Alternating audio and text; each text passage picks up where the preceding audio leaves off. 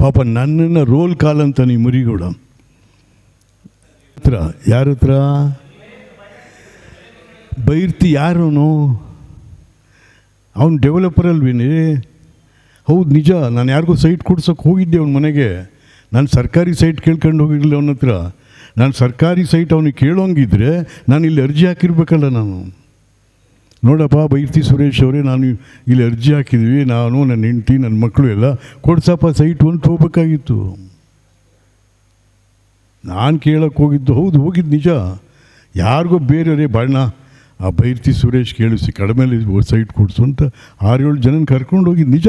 ಅದರಲ್ಲೇನಿದೆ ಕಥೆ ಎಲ್ಲ. ನನಗೆ ಸೈಟ್ ನಾನು ಅಲ್ಲ, ನೀವು ಮೈಸೂರು ನಗರದವನಾಗಿ ನಾನಿಲ್ಲಿ 2 ಸಾರಿ ಜಿಲ್ಲಾ ಮಂತ್ರಿಯಾಗಿ ನಾನಿಲ್ಲಿ, ಏನು ಕಥೆ ಇಲ್ಲ.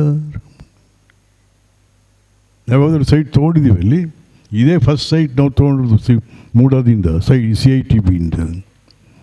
ಹಾಗಾಗಿ ನಾವು